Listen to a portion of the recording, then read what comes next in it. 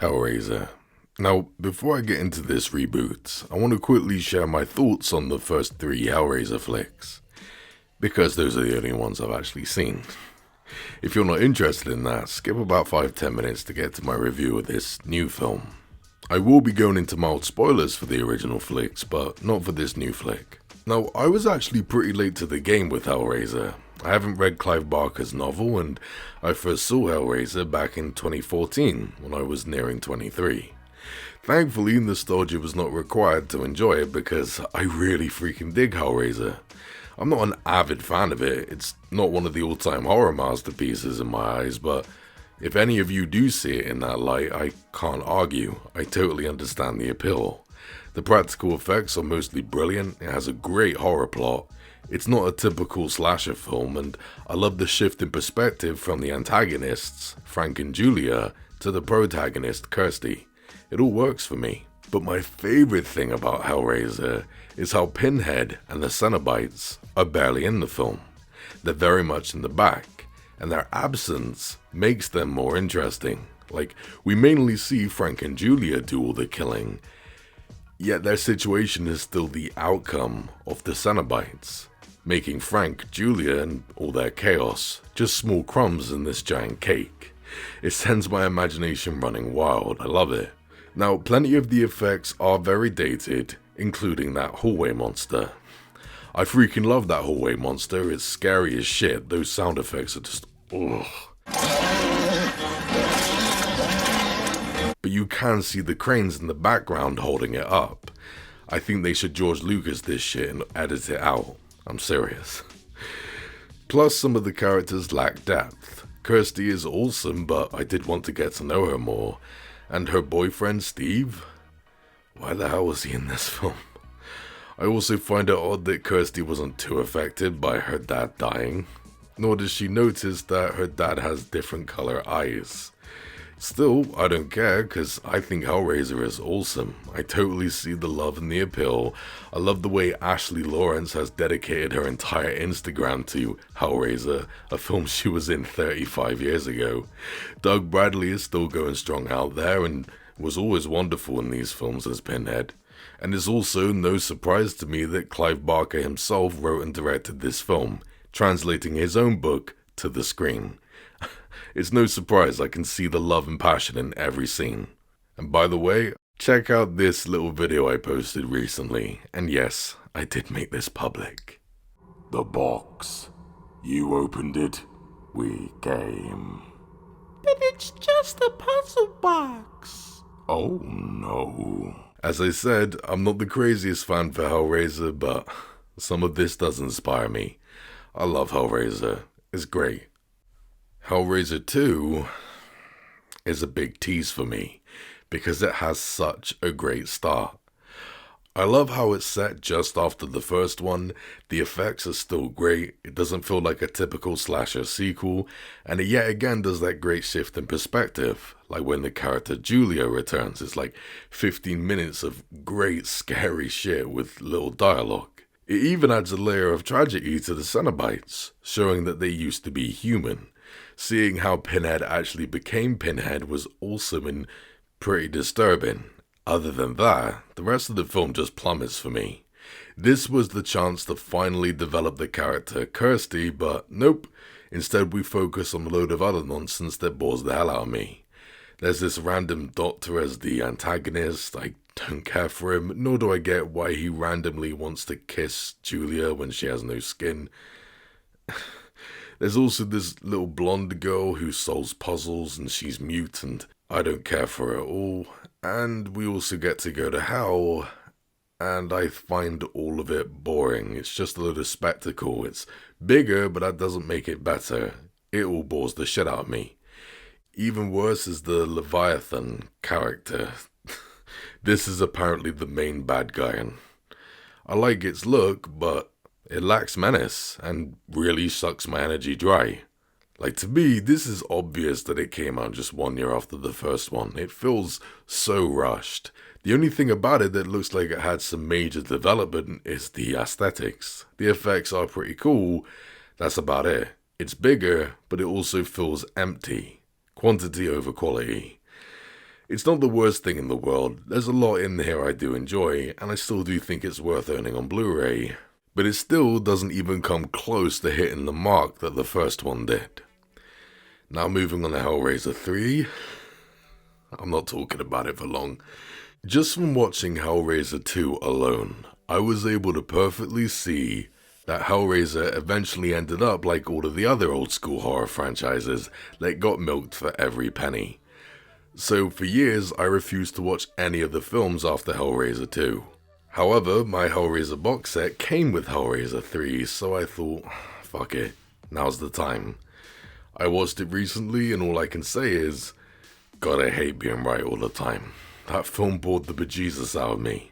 The first two had a low budget fill, but this isn't low budget, it's cheap. Most of it bores me, the characters stink, the plot is empty and slow paced, and it sadly did exactly what all the other milked horror franchises did. It turned into a comedy.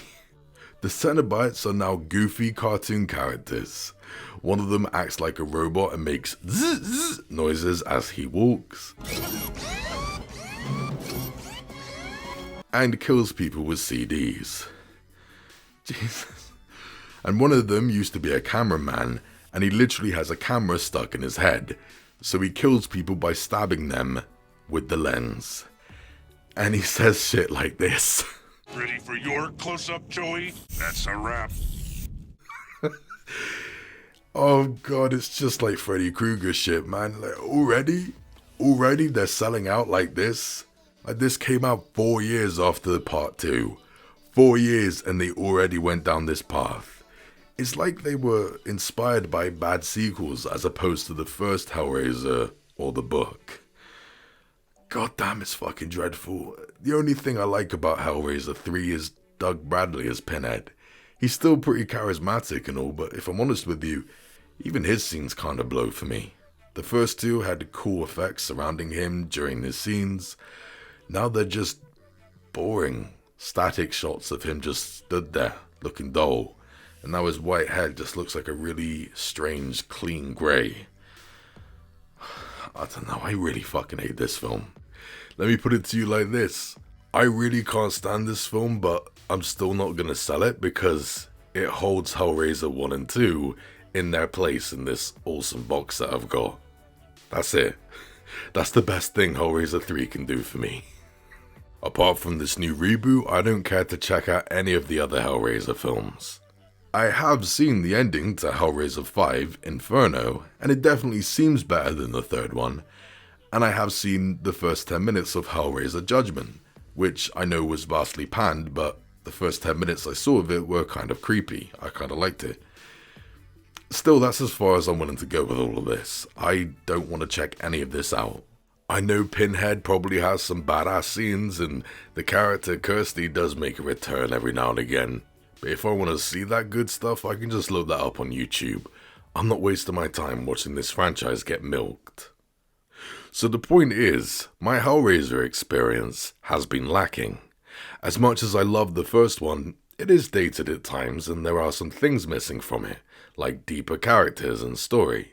And when I watch the following films, hoping to get those holes filled in, my balls get replaced by a fist. I really did want to see someone pump some new life into this, either with a reboot or a remake. And now we got this, Hellraiser 2022. Oh boy, I was juiced for this, and when I saw that image of the new Pinhead, oh, give me some of this. This looks terrifying. I want it. So how is it? Well, I'd say this is the best we've had Hellraiser ever since the first one. I liked it.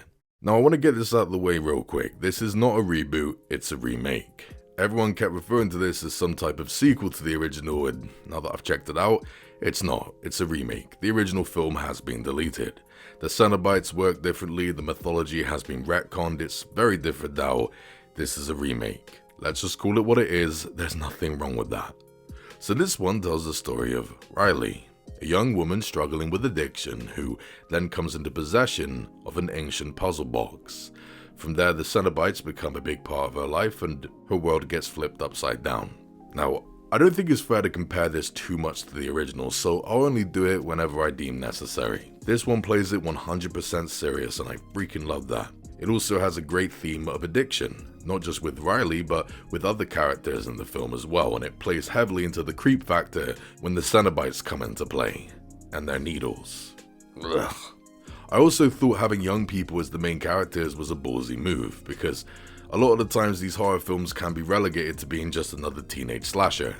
Thankfully, it doesn't have that feel to it. The characters being young doesn't mean they're all stupid. Riley was an interesting character, I cared about her and her dilemma, and watching her go down the route of where the box came from and trying to find her missing brother was all interesting to me. I didn't think this was as interesting as the Frank and Julia aspect, like Julia having to kill people to make sure her dead boyfriend grows his skin back. But it was interesting, and it felt quite different for a Hellraiser flick. I was into it. It also reminded me of the Evil Dead remake, like our main protagonist is a recovering drug addict, and she doesn't know if all of the horror surrounding her is just the effects of withdrawal. Plus, the Evil Dead remake added way more layers to the original's mythology, and the exact same things happened here. Hellraiser's mythology is now very different to the original. There are a lot more layers, the box works differently, the Cenobites have different rules. I thought it all worked very well. But then the midpoint came, and from there, Hellraiser became a bit of a mixed bag for me. The characters originally had great setup, but around this point they became very thin and underused. For example, the character Nora. Wasted. Plus, they're all supposed to be a tight-knit group of friends, yet there's barely a sense of loss when friends start dying off. Add to that, during the midpoint, the characters end up in a mansion, and we spend most of the runtime in this location. For me, it just wasn't that interesting or relatable. Like, the first one was mostly set entirely in one house, and I thought that was terrifying. Like, look at all of the horror that can happen in this one little house in the suburbs. But now we've got this mansion that's full of traps and literally functions like the big mansion from 13 Ghosts. It was crazy. And even though the owner of the mansion is kind of interesting, his situation is unique. He really did just boil down to being another generic rich bastard who doesn't care about anyone. But thankfully there is a wonderful flip side to all of this. We get the Cenobites. Oh my goodness, I love them. They get so much screen time here, and there are a lot more Cenobites than there were in the original film. There is a downside to that, we don't get to know all of them, but the few that we do spend a lot of time with are just terrifying. And the side Cenobite characters who you don't get to know much, they still looked absolutely fucked up. It got under my skin. The Cenobites' dialogue, the imagery, the music, the sound effects, it was all getting under my skin in the best way possible. And this is where I have to talk about Jamie Clayton as Pinhead. Guys, I'm sorry. Here it comes, controversial opinion. This is the part where I get the thumbs down. I'm just being honest. I prefer her version of Pinhead to Doug Bradley's. I preferred her voice, her dialogue, and her look. The makeup crew, they did something else with all of the Cenobites, man. The Cenobites were compelling antagonists, and I loved them so much here, even more than I did in the original. So for me, Hellraiser 2022 is solid. I was disappointed by the thin characters and extreme lack of emotion when characters started dying. But the way they didn't carry over the mythology from the previous films and pump new life and layers into it, and the fact that the Cenobites completely terrified me here, quickly distracted me from those flaws, and I enjoyed this package a lot more than I was originally going to. I don't like it as much as the original, and it definitely doesn't scratch the itch I have after watching the original film. I do wish there was a lot more depth to it, but this is still solid, and for me, definitely one of the better modern day horror remakes out there. I do hope we get some type of future from this new remake, and here's hoping they don't screw it up and have more camera puns. Ready for your close-up, Joey? Oh, Lord save me. Okay. I'm gonna give Hellraiser 2022 a 7 out of 10. Thanks for watching, guys. Stay jiggy. The better appreciation. That's a wrap.